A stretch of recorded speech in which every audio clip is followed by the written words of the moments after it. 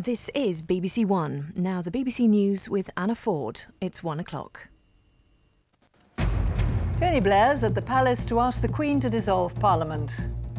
The Prime Minister's car arrived minutes ago. The election could be announced within hours. Opposition parties say they're raring to go for a 4-week campaign. The Jill Dando murder trial is told of compelling evidence against Barry George. The Hatfield rail crash, a report blames a catalogue of errors. Here in the south, a lorry driver guilty of death by dangerous driving. A teenage boy was killed walking home from school. And a wife's emotional appeal to find the killers of her husband.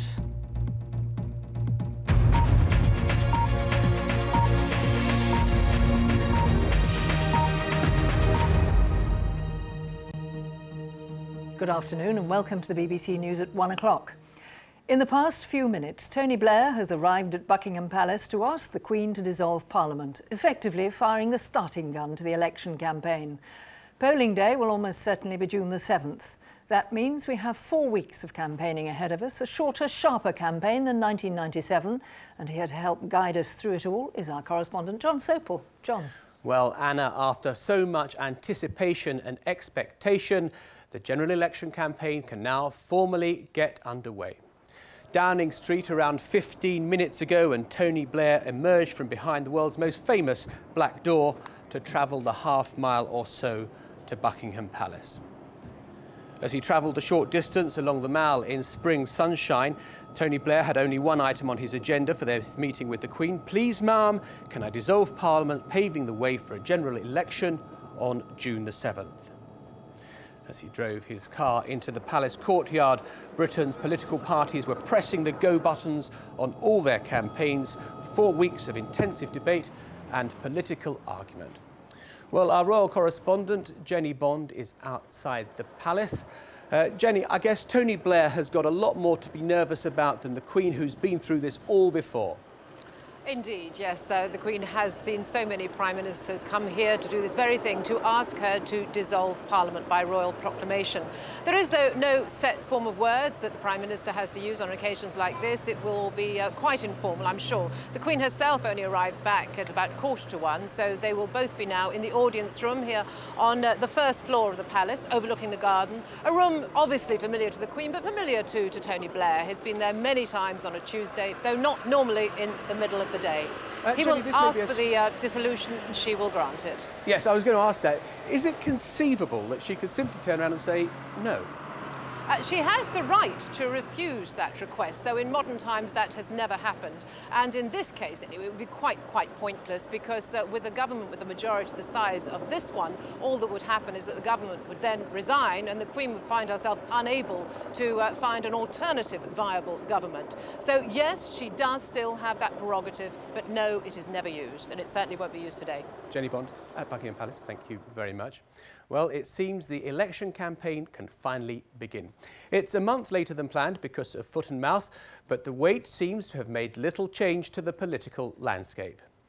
Well, there were many comings and goings from Downing Street this morning, but the first sighting of a Blair was not the Prime Minister, but Cherie Blair on her way to work. You're looking forward to the election, Mr. Blair?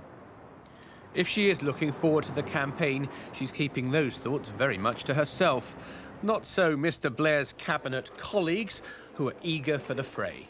We'll fight this election campaign as if it were on a knife edge. There can be no vote taken for granted. We will compete for every single vote. And what we will do is run a positive campaign, setting out to people, of course, what we've done, but also what there remains to do. In this election, the name of the game will be to pre-act, not react. In other words, get your revenge in first. And so the Tory leader was ready way before the formal announcement. Well, we're all ready. We're going to work longer, campaign harder than we ever have. We've got a government that will not so much be asking for a second term as a second chance. And what everyone will have to think about is, can they afford to give them a second chance?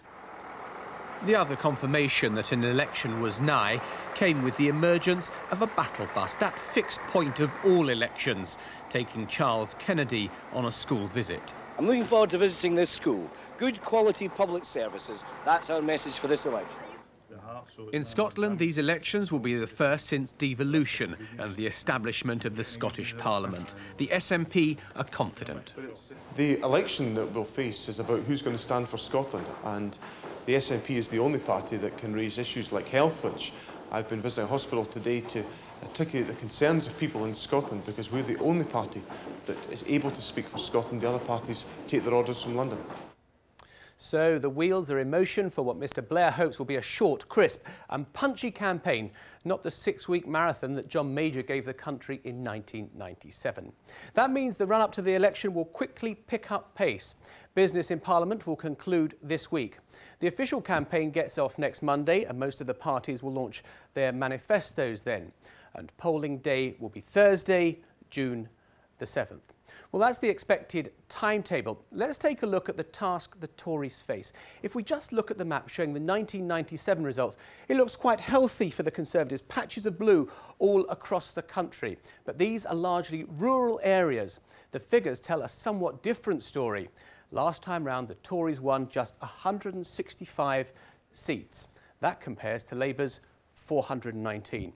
And if we're just to zoom in on Scotland now, you can see the scale of that disaster for the Tories. Not one single seat north of the border. And if we move south now, down to Wales, you can see it's very much the same picture. They were obliterated from the map.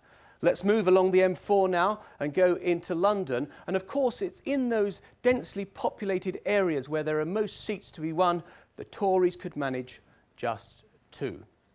Well, anyway, let's put this in some kind of perspective for William Hague to become Britain's next Prime Minister.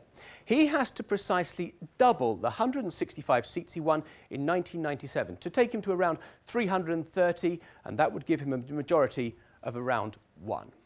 Among the Tories' top target seats is Kettering in Northampton, where Labour has a tiny majority of just 189 votes. Well, our correspondent Richard Bilton is there, and Richard will be travelling across Britain for the 1 o'clock news throughout the election campaign. Richard. John, yeah, here in percentage terms, it's actually Labour's smallest majority in the country. It'll only take 0.15% of the voters here to change their vote, and they'll change their MP. But in this important constituency, what are the important issues? What will people be talking about here in the coming 4 weeks? Kettering is classic Middle England, a neat market town with a strong economy. The old industry of shoemaking being gradually replaced by high-tech companies. But despite its relative prosperity, there are local issues like schooling and roads that people here say need to be addressed. We're not particularly bothered about the spin, you know, or when the election is. Kettering's flourishing, we've got good investment, things are looking good, unemployment's low, one of the lowest in the country. But at the end of the day, the local issues are important to people. People will vote on the local issues. One of the town's attractions is Wickstead Children's Park, busy on a beautiful spring day. And as you'd expect in a town as tight to call as Kettering, opinion on what people want is split. It's too early to say for me, to be honest. Like I said, my main priority is my kids. I've got 3 kids, and if things look good for them, they can do stuff for them, then that's good for me. I just think they ought to concentrate more on things, education for the children, obviously having a large family. They do need to put more into national health, more into the schools, and I think people will be happy. Under John Major, a strong Tory area captured by Labour in '97, Kettering is exactly the sort of floating constituency that will make the difference when votes are cast in a month. And in fact, when you talk to people here, as I did this morning, people are aware of the power that they've got. Because it's so tight, they know that they can listen to what the parties have got to say for the next month and leave their vote to the very last minute. John. Richard, thank you very much. Well, that's the picture on the ground. What about the national state of the parties? The opinion polls have been pretty consistent for several months now. So if we take an average over the past 5 weeks, we get a pretty good indication of where they stand. Labour average around 50%.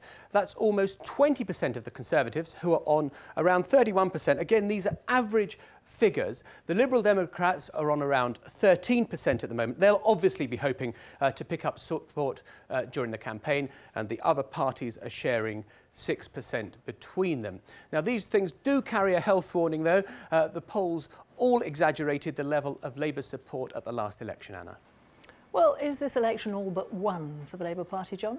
If you look at those polls, you might think so, but absolutely not. I think there are all sorts of straws in the wind, which is why Tony Blair keeps warning against complacency. The polls exaggerate Labour's support. If you look at the votes in council elections, the Tories have actually been doing rather better than Labour. And in the last election, we had the UK Independence Party, the Referendum Party. They won't be a force this time. They took some 900,000 votes. The Tories will be looking to pick up all of those. So it is far too soon to say that the Tories are out of the game. This election could still be very closely fought indeed. John, thank you, and I'll come back to you later in the programme.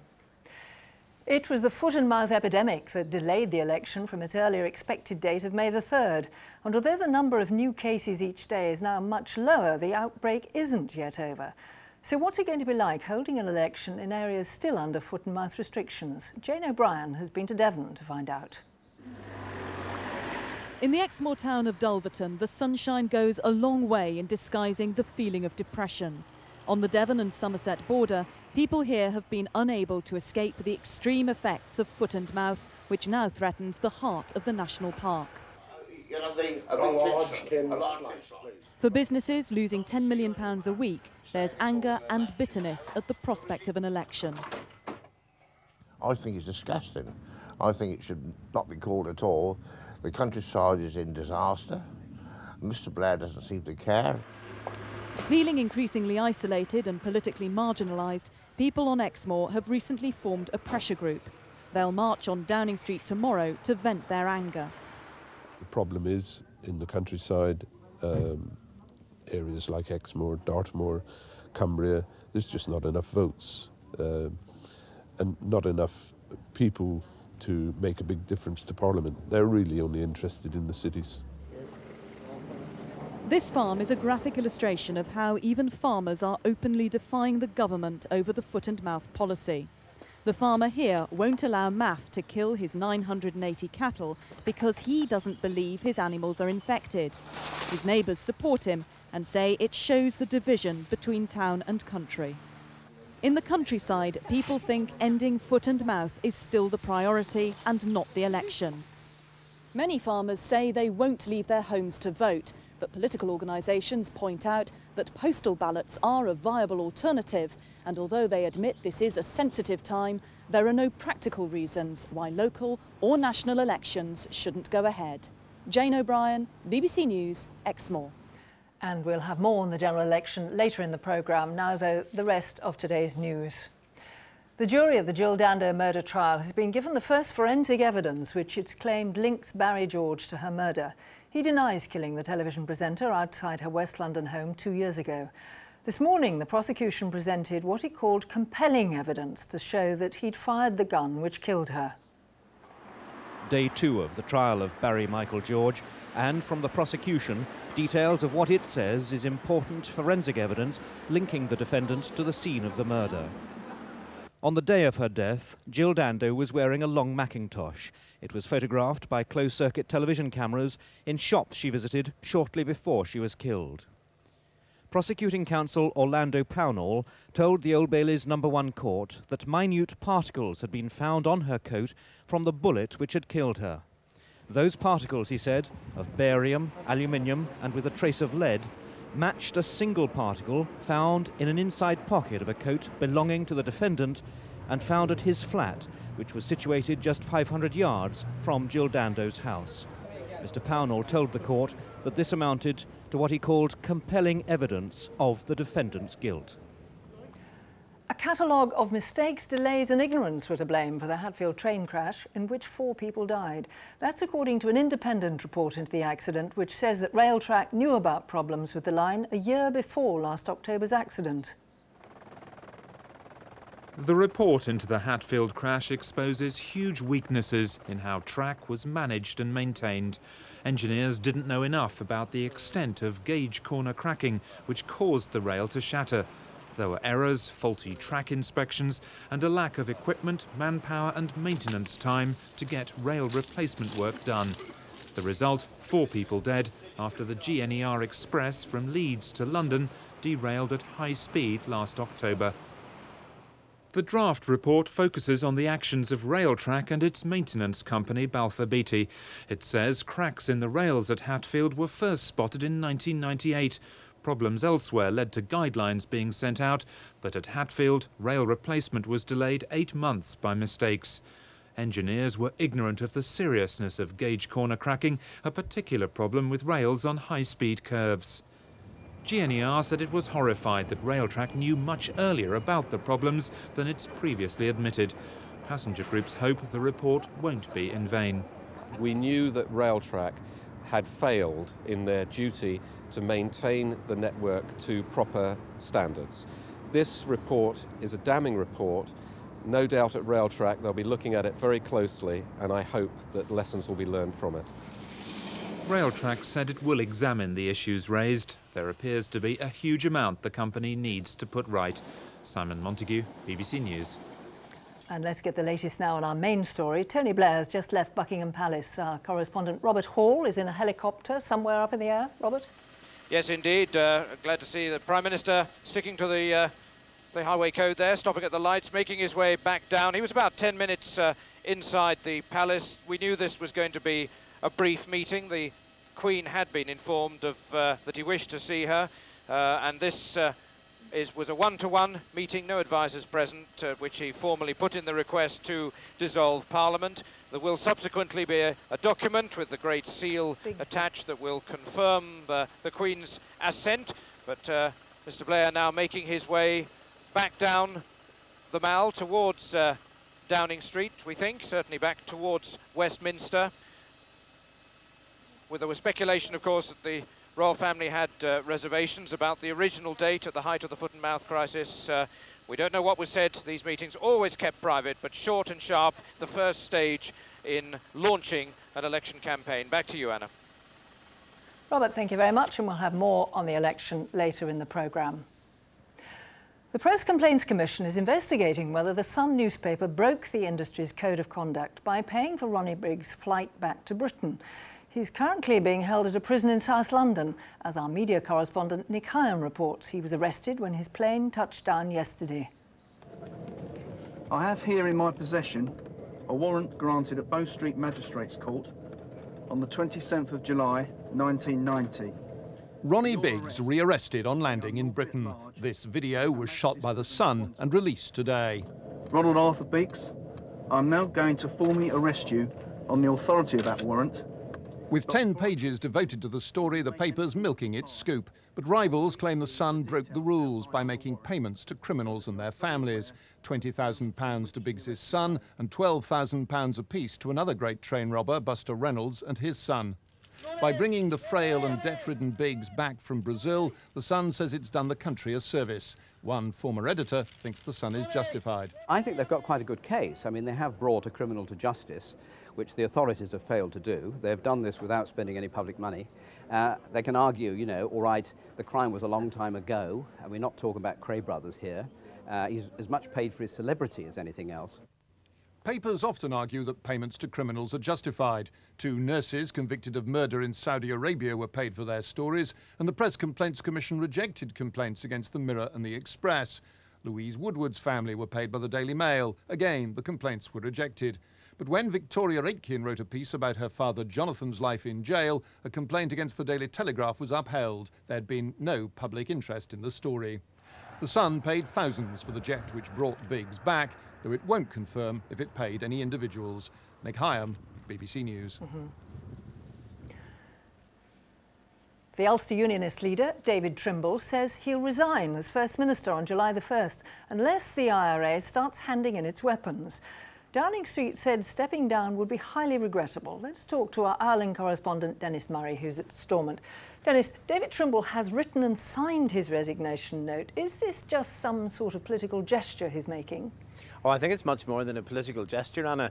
I mean, it took everybody considerably aback, I think, just about 2 minutes before he made his announcement to the Assembly behind me here. He told the Deputy First Minister, Seamus Mallon of the SDLP, of his intention, and they actually come as a kind of joint slate, if you like. They're a joint ticket, and we think that if David Trimble should go, then Seamus Mallon would have to go as well. I mean, a great deal of this is to do with the election. Many Ulster Unionists are very concerned that they could have a very bad general election. There's criticism from within their their own party. Ian Paisley's Democratic Unionists are very bullish and confident at the moment. But there's also no doubt, I think, that the Ulster Unionists have been thinking about decommissioning for some time.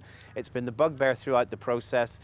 David Trimble has described this announcement as a sort of strategic move, and clearly a crisis has been coming on decommissioning for some time.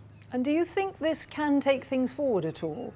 I'm not sure whether it will or not. Actually, Martin McGuinness of Sinn Féin has been saying that this kind of grandstanding effectively makes it even more difficult for the IRA to decommission. I mean, the remit of the decommissioning body runs out by the end of June, and that's a second deadline on decommissioning. Deadlines have not been very productive on decommissioning right throughout the process. At the same time, though, David Trimble sees this as putting pressure on the Republicans. The Republicans will see it as pressure that's wasted. Whether or not it's actually going to take us anywhere on decommissioning, I'm not sure. There are certainly plenty of corners to go round before the end of June, but clearly David Trimble feels the Republicans simply haven't done enough on the weapons issue. Dennis, thanks very much. The high street banks have reached agreement on creating a new kind of account for the 7 million or so people who currently can't have them. The new accounts won't have overdrafts, but will be available regardless of a customer's credit record. They'll be run through post offices to allow them to receive benefits, which will be paid electronically by 2003. Consumers have more money now compared with 10 years ago, but they aren't spending it in the high street. Research by the retail analyst's Verdict suggests people aren't going shopping as much as they used to. Instead, they're more likely to spend their cash on holidays and nights out. Spinach and bean sprout salad, roast cod with garlic potato, and if it sounds appetizing, then the place to try out this menu is your local hospital. 6 of the country's top chefs were asked to come up with recipes for hospital patients with a little more appeal to them. Our health correspondent, Daniel Sanford, has been testing the menu. England's hospital kitchens are about to see a revolution. By the end of the year, all hospitals should be using recipes from a new cookbook, offering more choice and fresher food. We're turning a spotlight on the whole issue of catering, and we're saying that, look, food is important, we can make it better, and we will make it better, and we're starting today. The new recipes include things like roast cod with garlic potato puree, navarin of lamb with couscous, and sweet and sour chicken. I'm very pleased with this. It's very, very tasty. But can hospitals really end years of mediocrity in catering? Food still has to travel hundreds of yards down corridors before being served. And even then, some patients will still need help they often don't get at the moment. One of the major reasons is actual help with eating. Somebody needs to sit down with somebody and help them eat the food, physically help them eat the food. If the new menu's a success, it should reduce the huge amount of food thrown away each year, £45 million worth. So it's the end of spaghetti hoops as a main meal and goodbye to old hospital favourites like rice pudding. But some nutritionists are saying the new menu is too fancy. What people really need is lots of good, hearty food. Daniel Sanford, BBC News at St Bartholomew's Hospital in London. And more now on our main story. Tony Blair is back at Downing Street after asking the Queen to dissolve Parliament, paving the way for a June the 7th general election. It'll be the biggest challenge of Tony Blair's political life, winning a second term for Labour. Our political correspondent, Carolyn Quinn, has been with the Prime Minister at his Sedgefield constituency to see how he's viewing the task ahead. It's still an event when the Prime Minister comes home to Sedgefield, even though he's been the local MP since 1983. The residents here have seen Labour and Tony Blair through many changes. I've been so lucky to have the constituency I've had and the people here, because, you know, this is the foundation in a way. His day with us in Sedgefield was a rare break from the business of government and the recent problems of foot and mouth, which upset his May election plans. Now, at last, electioneering's about to begin. And back at his constituency home, Tony Blair reflected with me on the challenge ahead. Sure, it's going to take a long time to set the country right, but we have made a start, you know, and there are a lot of things that we can be very proud of, but we've also got to accept there's a massive amount still to do. But no government, no big radical reforming government has ever done it all in one term. Even as he entered Downing Street in 1997, Tony Blair's thoughts were fixed on securing an historic second term for Labour. Now he's facing warnings about the dangers of ignoring Labour's loyal core vote in his desire to keep sweet Conservatives who switched to the party last time. the reality is that there are alternatives out there if we don't seem to satisfy people's requirements.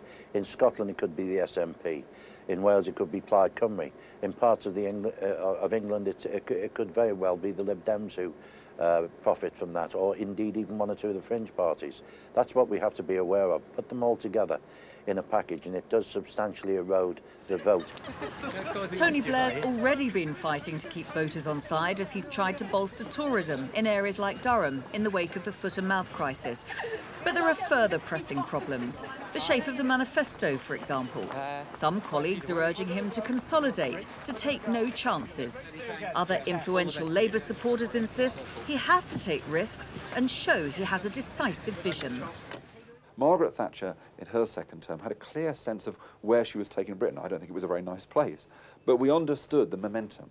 Now, well, Labour's got a lot of plans, a lot of ideas, a good managerialist rhetoric, if you like, but I still don't think people are clear about what is the final point. Where does Labour want to take us at the end of a third or a fourth term? What is the destination we're travelling towards? That's crucial.